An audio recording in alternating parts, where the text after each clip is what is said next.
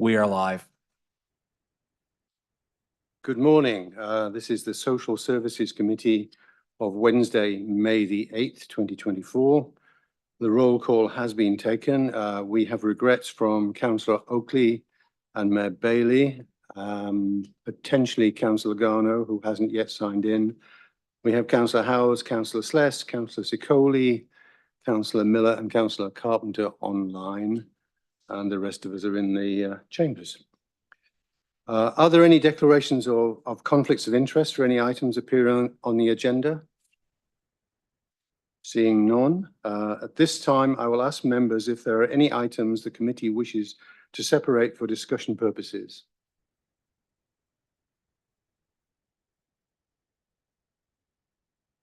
Councillor Miller. Yeah, thank you, Mr. Chair. I'm not sure if you see the little yellow hand that goes up, but I can just about see it, yeah. But yeah, just the one report. I'd like to ask a couple questions on the Reaching Home Investment Plan. So that's item 5.1. Okay. Okay, can I then get a mover and a seconder to place all items for consideration consent on the floor? Councillor Martin and Councillor Samwell, thank you. I'm going to ask then that we call a vote on those items. The item subject to the vote is the minutes from April 10th. All those in favor? That carries. Thank you. Thank you. So the committee will now consider items that were separated for discussion. Could I get a mover and a seconder to place all separated items on the floor? Councillor Carpenter and Councillor Martin. And over to you, Councillor Miller, for item 5.1. I don't suspect this is a good news story in that 2026, 2027, but I wanted to ask through you, Mr. Chair, to staff, do they see the needs for homelessness help in 2026, 2027 being the same as today, worse, or a little better? I know it's tough to predict the future, but where do they see?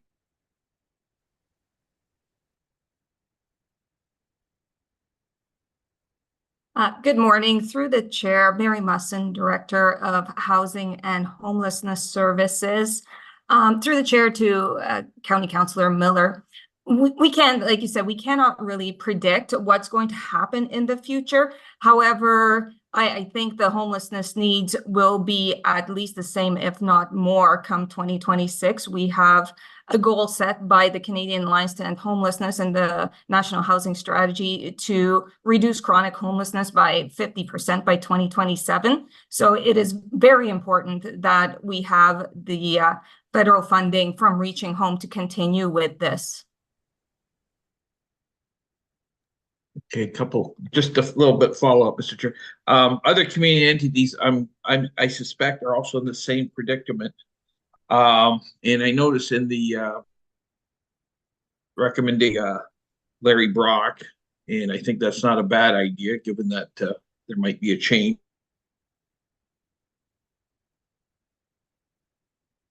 Are we working with other municipalities to address this? Are we hearing anything from the federal government? Are they going to change anything? Do you think? Sometimes there is something being worked on in the background, just waiting in the wings. Yeah, so we could lobby through FCM, lobbying our MPP, but any thoughts on what else we should be doing as municipalities? Can I just maybe I'll answer that for Mary. Just so Mary is coming in by hybrid today because you couldn't ask a better question, Councillor Miller. She's sitting at an OMSA meeting, which stands for Ontario Municipal Social Service Association. She's with Katarina, and that's what they're doing. They're meeting with other municipalities, talking with them about some best practices and what each one are doing and trying to figure out how to address this issue across the province of Ontario. So she's online because she's at the conference yesterday and today and I believe tomorrow. But so yes, we are trying to work with other municipalities. And to your early question, we don't see this issue going away with housing prices, with our mental health increase, as well as addictions increase, as well as domestic violence increase as well. So we don't see this issue going away in the future, and so the loss of this money from the federal government will have a huge impact to the local homeless outreach programs we have and in reducing the amount of homeless in the city. Okay, thank you for the answer. I think it's a situation that, yeah, we're going to have to address this funding crisis, and I appreciate staff bringing it forward. We've known this already for a while from previous reports, but we definitely need to get out in front of this issue. So, thank you, Mr. Chair. Thank you. I have Councillor Martin, Councillor Sless, Councillor Carpenter, and Mayor Davies in that order, please. Thank you, Mr. Chairman. The report talked about encampments and that every time they break up an encampment, it's always new people. It's not repeats from a previous encampment. Do we check to see if they're from another community? And if so, do we make an attempt to repatriate them to their home community?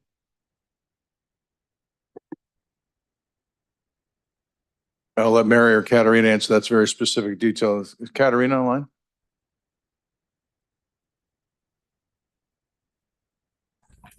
Not sure Hi, whether- everyone. Yeah, okay. My video isn't working for some reason. Through the chair, Katarina Knesvich, Manager of Housing Stability. Yes, so folks that are not residents of Brantford, Brant County for more than 6 months, our outreach staff works closely with them to connect them with natural supports in their home communities. Okay, and how successful are we in sending them back to their home community? Fairly successful. There are 2 or 3 cases where natural supports were broken down in those communities and those clients wanted to stay in Brantford, so our staff worked closely with them. But from the encampments we've worked through, there's about 2 or 3 cases where folks stayed in the city of Brantford. Okay, thank you.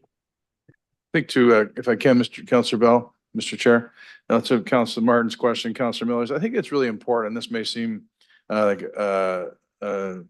a speech, and it's not meant to be, that all municipalities need to join arms together. Because what happens is we're doing really well in building. We've talked about this. We are doing really, really well in building. But what happens is we'll get, I believe the status of the 20 or 26% of applicants coming to this, on our wait list are from outside the community because we're building. And so we really have to make sure our neighboring municipalities are building as well and trying to address this. And to Councillor Martin's point, as well as they have homeless programs as well, because if not, when we provide a really good program, a really good service, people will come to the city. We have to look after our own, but we also want to make sure that our neighbors are looking after their own too, and not just relying on the big city to look after that as well. Did that answer your question, Councillor Martin? Councillor Sless. Thank you, Mr. Chair. The encampment network, it appears by the report that about 3 out of 4 will accept assistance and services and enter the system. What happens to that 4th one? Is that encampment broken up, or what? How are they dealt with?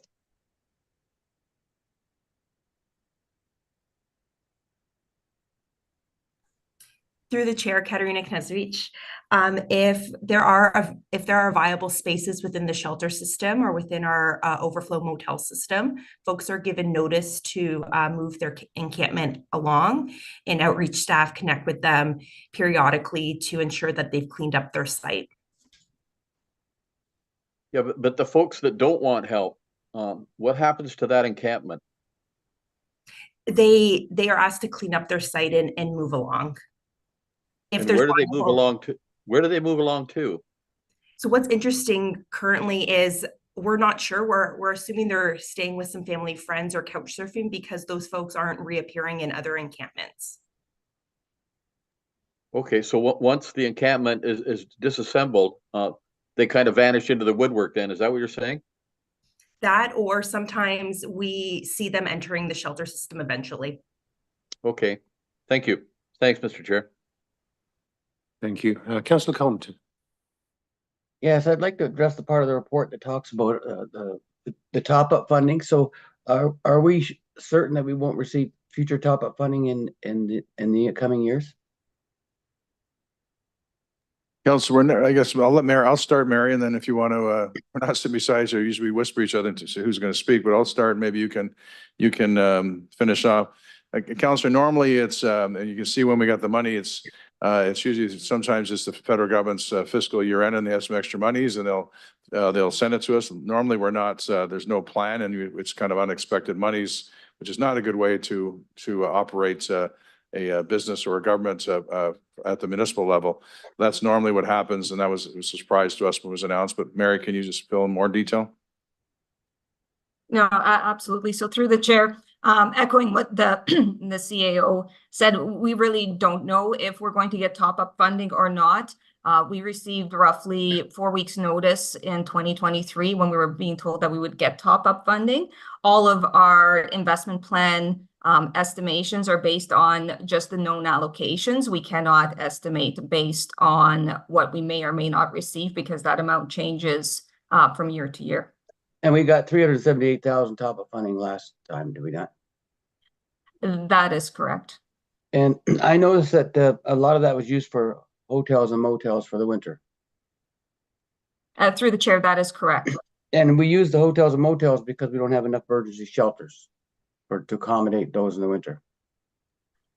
Through the chair, specifically, we use them for households that cannot be accommodated in the traditional shelters. So the city of Brantford does not have a family shelter that can accommodate singles and couples with children. So that is the primary demographic that we assist in motels. Also, whenever we have a cold alert in the winters, we do not deny shelter to anyone to ensure safety. So we do allocate motel funding for the winter response.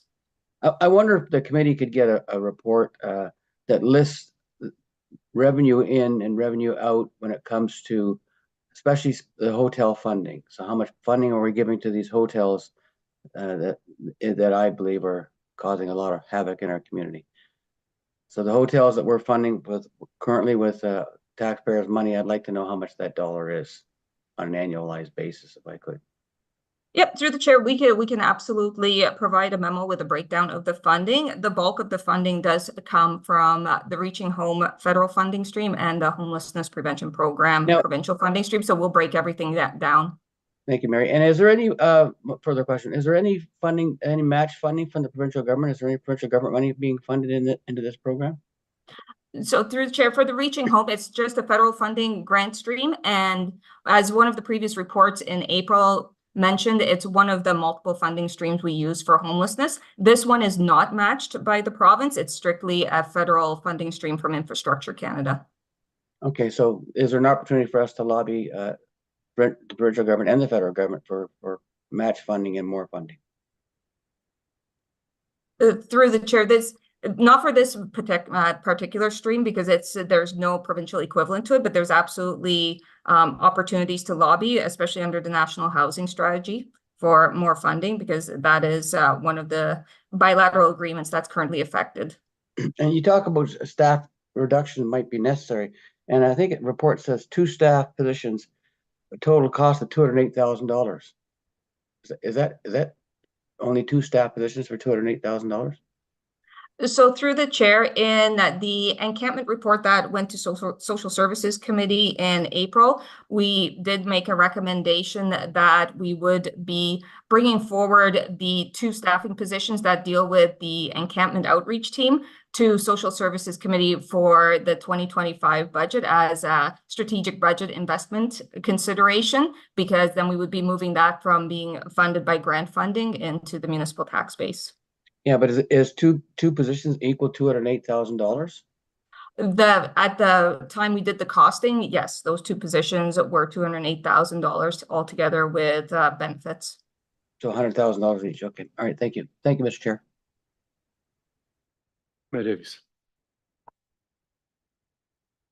Thank you, Mr. Chair, and through you. So my question goes to Mary, and I'll say, Mary, I find this really very confusing, frankly, the different sources of funding, the overlapping nature of the funding.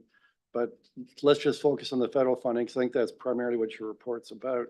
So how long have we been receiving funding through these various grant programs? I'm talking about the federal government now. So through the chair to the city mayor, so this Reaching Home federal funding started in the 2019-2020 fiscal year. Okay. And you're telling us that that funding is decreasing over time? Through the chair, yes, if you look at table 1 on page 7 of the agenda package, you can see that since 2022, the 2022-2023 fiscal year, we've had a consistent decrease. The only year we had an increase was in 21-22. We had a $900,000 increase. That was to help offset the effects of the pandemic. But after that, we're realizing a continuous decrease in the federal funding. Right. And is that just particular to our riding, or is that province-wide that they're reducing the funding to all municipalities? So through the chair, for this specific funding, it's for reaching home communities, so community entities. So this is a national problem. What we are seeing, and I'm going to ask Katerina Knežević to further elaborate because she sits at these tables, but overall, the funding is decreasing for all community entities across Canada from the Reaching Home federal funding. And Katerina, if you could please add any more details that you know. Hi there, through the chair. Yes, through the tables I've been sitting at, every community entity is seeing a reduction in their funding. We're not sure how the reduction is calculated because it's not consistent across all municipalities and all CEs that are receiving Reaching Home funding. Chancellor, are you saying then that some municipalities, their funding is being maintained at certain levels and others, their funding is being reduced? So we are seeing a reduction across all community entities, but we're not sure what the calculation is on the reduction. Okay. And so I'll have a comment, Mr. Chair, but before I do that, so this recent spat between the province and the feds, where the federal government said that they might cut off funding to Ontario because from their perception, the Ontario government isn't doing enough. Is that spat, I don't fully understand it, but that dispute, let's call it, will that impact this funding? So through the chair, no, that is not impacting this funding. That funding is impacting, so that the National Housing Strategy, the funding streams that are impacted between the federal and provincial government dispute is the COCHI, OFI, and COB. So it's the Canada-Ontario Community Housing Initiatives, the Ontario Priorities Housing Initiatives, and the Canada-Ontario Housing Benefit. So those 3 streams are impacted, and we're still waiting for more information from the Ministry of Municipal Affairs and Housing on what the impact will be. Mr. Chair, so many programs and grant programs, your head almost spins in terms of the complexity of it. But my last question to staff is, and I understand, Mary, you're at a conference right now, but is there anything that we can do as a committee and 2 municipalities working with others to lobby and advocate to see the funding levels increased in kind of in line with what the federal government has said their housing strategy is, which is to spend more, devote more resources, not less resources to these kinds of issues? So through the chair, yes, sitting here, we are hearing that OMSA is working closely with AMO and as well as with NOSDA, and there is lobbying happening from these levels. So bringing this issue forward is very important, especially to the provincial and federal governments and the local impact. It is very important for the service manager, so the city of Brantford, for both the city and for the county, to be able to fund these programs. And it's very important to highlight this to other levels of government. You suggesting anything that any action we take, Mr. Mayor? Well, I think we could consider a resolution, but it'll be an important resolution. I prefer not to do it on the fly, but certainly perhaps if staff, we can, Mr. Chair, you and I might be able to work together to craft a resolution that hopefully we can pass. There's an FCM conference coming up in June that I'm attending. It'd be great to have a resolution from our joint committee to kind of back up a position I can advance at that conference. There was an action from today. We will bring something forward at the next social services meeting. Thank you. Can I just a point of order, Mr. Chair, just that this will get approved. This meeting will approve late, I think May 25th at our council meeting. Problem with is if we do a resolution, the mayor will be in Calgary on June 5th. So we won't have time. So if we're going to do a resolution, it needs to be either this committee or at our council. So sorry, we haven't crafted, but I just want to let you know if we try to do it in June, it'll be too late. So. And to the Mary's point earlier, to the Mayor's point, OMS is a great vehicle. I was the president of OMSA for a couple of years, but it's staff. It's staff. It's not politicians speaking to politicians. There's a big difference. Staff can lobby as much as, but they can't really go over there. It really helps when you do, to the Mayor's points, really gets a political position and a political, notice motion, or sorry, a resolution, rather than just staff at a conference and trying to rally together. Well, would staff be able to help us craft an amendment that we could pass today in the next 10 minutes? Sure. Procedurally, I'm not sure how we do that, but I guess I'll be guided by the clerk. We can come back to this item, I think. But before we leave it, are there any other first-time speakers? Because I know Councillor Martin would like to come back. Councillor Martin. Thank you, Mr. Chairman. Something Councillor Carpenter said sparked a question for me. You said you use the hotels for people who can't be housed in the regular shelters. Does that include people who have been barred from the regular shelters for bad behavior or other activities?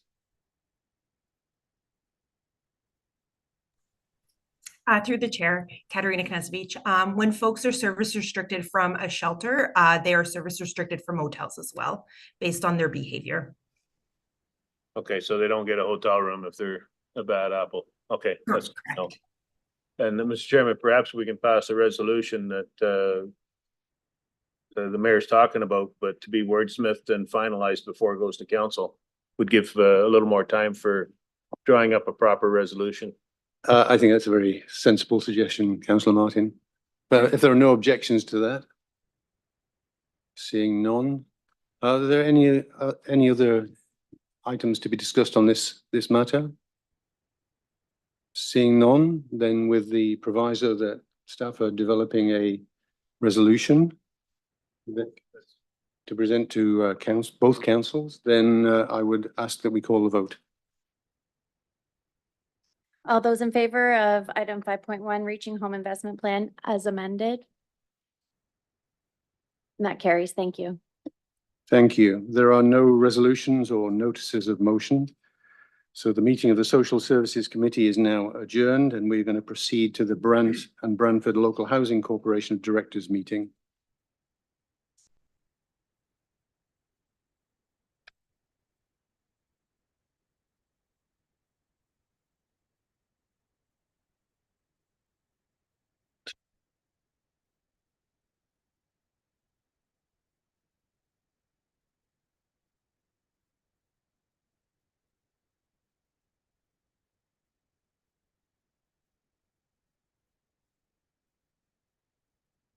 Okay, good morning once again to the Brant and Brantford Local Housing Corporation Board of Directors. This is Wednesday, May 8th, 2024. The roll call has been taken, and again, we are missing Mayor Bailey and Councillor Oakley. Are there any declarations of conflicts of interest for any of the items appearing on the Brant and Brantford Local Housing Corporation Board of Directors agenda? I'm seeing Councillor Miller with his hand up. Oh, that's to separate out 5.2 when we get to Okay, that. we're getting that. We're getting that. Patience. So I take it there are no declarations of conflicts of interest. And there are no presentations or delegations for today's meeting. So then can I please have a mover and seconder to place, or sorry, and then I'm going to ask if anybody would like to separate any items. Councillor Miller, you wanted to separate an item. Yeah, 5.2, Mr. Chair. Right. So could I please then get a mover and seconder to place all the items for consideration and consent on the floor? Councillor Martin, Councillor Samwell, thank you. Can we please call a vote on all items not separated, reading the titles that are subject to the vote? Yes, thank you. The items that are subject to the vote are item 4.1, the Brantford Local Housing Corporation notification of AGM, 5.1, Sunrise Villa 2023 Annual Water System Report, and 5.2, the minutes from April 10th. All those in favor? Carried. Thank you. Thank you. So the committee will now consider items that were separated for discussion. And we have item 5.2, and Councillor Miller, you're on. Thank you, Mr. Chair. I just want to thank staff for bringing forward this update. I will say I'm a little disappointed that the financials don't support that we could do something more with this site, but it is what it is. A little disappointed that such a large percentage of residents didn't want to return, so I don't know what's going on there, but I found that a little bit surprising. Just a question on that, though. I didn't see it in the report, and I'm wondering if staff has any idea as to the timeline of when the restoration would be complete and these units will be ready for occupancy again.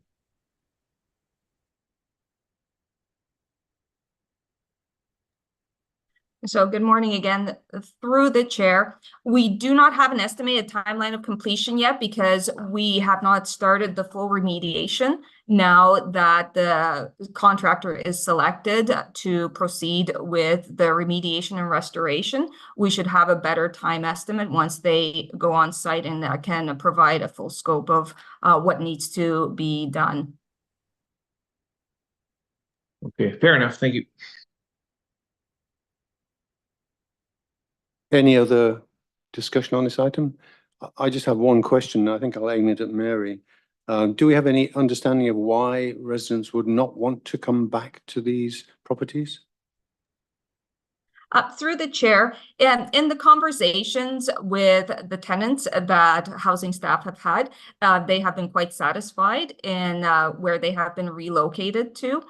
In one situation, a tenant was moved to 177 Colburn Street West, which does provide more intense supports than they would have received living independently at Sunrise Villa. So for a lot of the tenants, it's just an improvement in their circumstances. So it's personal circumstances. We do have families on the centralized waiting list who would like to move to Sunrise Villa. So if the original tenants choose not to return, once they are given their offer, then we will be able to offer units to people on the wait list. Okay, thank you.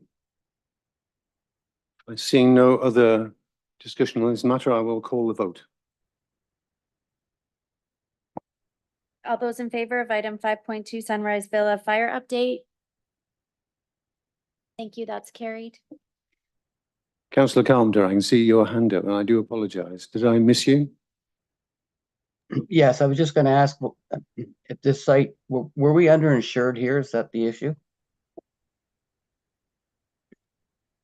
Through the chair, no, we were not underinsured. We have $1.1 million of insurance, and all the estimates came in under $1.1 million.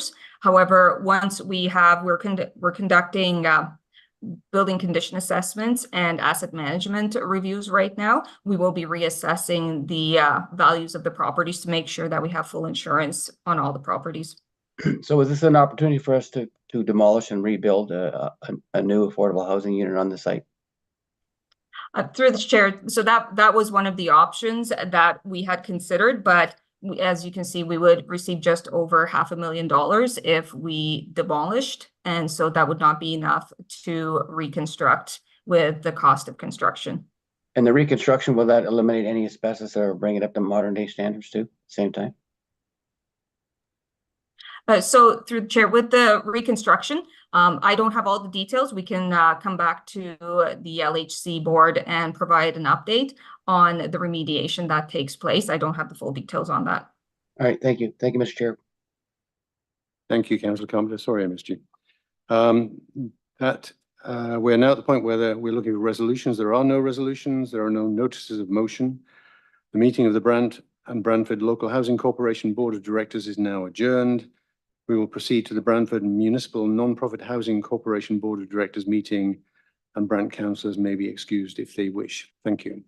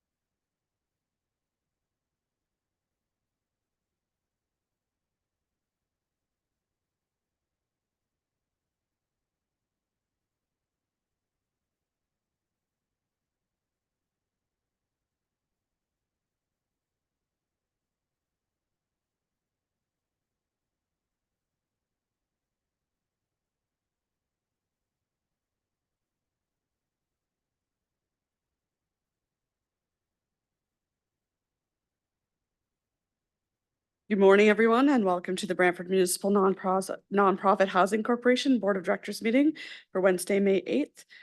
And through the clerk, the roll has been taken. Okay. Are there any declarations of conflict of interest at this time? Seeing none, there are no presentations or delegations. So at this time, I'll ask if there's any items. Oh, are there any items that anybody would like separated? All right, so seeing none, can I get a mover and a seconder to place all items for consideration on the floor? Okay, so Councillor Martin and Councillor Sluss. And with that, we'll call the vote.